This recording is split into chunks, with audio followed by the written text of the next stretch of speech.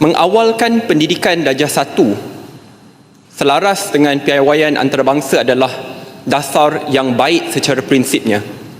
Masalah timbul selepas 24 jam ada pengumuman tambahan di mana walaupun ibu bapa memilih untuk menghantar anak mereka ke darjah 1 pada umur 6 tahun, anak-anak mereka sebelum memasuki sekolah perlu lulus ujian kelayakan untuk masuk ke darjah 1 ini. Saya dengar ucapan Yang Amat Berhormat Perdana Menteri beberapa hari lepas. Yang Amat Berhormat Perdana Menteri kongsikan sebelum ini ada kelas pemulihan. Itu contoh yang sangat baik. Tetapi perbezaannya sangat besar. Kerana kalau anak-anak ini tidak melepasi ujian tersebut, dia terkeluar daripada sistem persekolahan selama setahun. 12 months of learning loss. Kalau kelas pemulihan, kita berada dalam sistem persekolahan, boleh ada intervensi supaya cikgu-cikgu boleh tolong. Kalau kita ingin ikut dasar UNESCO yang tadi telah kita quote, lebih 130 negara bersetuju dan dasar UNESCO ini. Tetapi pada kajian yang sama Yang Amat Berhormat Perdana Menteri, UNESCO katakan jangan ada ujian saringan kelayakan yang membahagikan anak-anak yang kurang bijak pada umur yang awal dan kanak-kanak yang lebih awal belajar at a very young age. So cadangan mudah. Dasar ini dasar yang baik. 6 tahun patut dibuat. Cuma tolong perhalusi keperluan tu ada ujian diagnostik ataupun ujian kelayakan. Itu saja.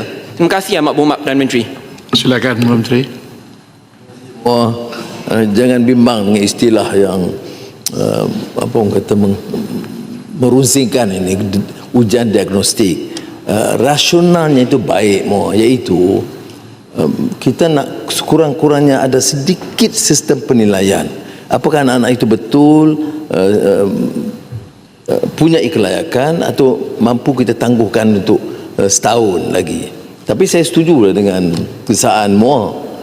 Oleh kerana kita setelah teliti semula, Menteri Pendidikan mencadangkan supaya ditiadakan ujian diagnostik itu, ya. Tapi saya nak tekankan di sini, ya, cadangan awal itu baik sebab ada satu sistem penilaian sebelum anak tu masuk ke sekolah. Tetapi difikirkan nanti dia jadi diskriminatif.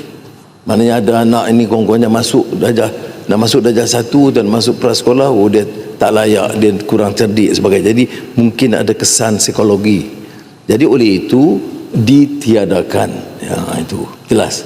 Ya, itu atas cadangan Menteri. Saya setuju supaya ditiadakan, jadi dipermudahkan. Walaupun kita harus pantau tanggungjawab guru dan ibu bapa untuk pantau kelayakan anak-anak itu.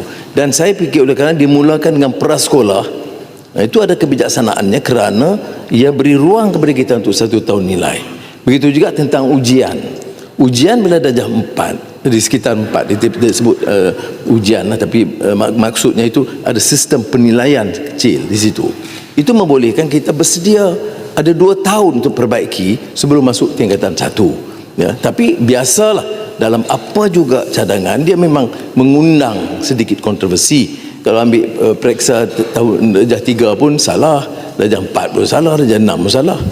Tak buat langsung pun salah. Jadi kita putuskan buat tingkat darjah 6 sedikit sistem yang ya darjah 4 dan kerana saya ambil dulu darjah 6. Darjah 4 kemudian kita lihat keberkesanannya, ya. Dan pendidikan ni harus dinamik. Saya setuju speaker, iaitu harus ada penilaian yang berterusan. Tapi peringkat awal inilah cadangan dan saya fikir masyarakat, ibu bapa beri ruang kita cuba dengan sebaik mungkin.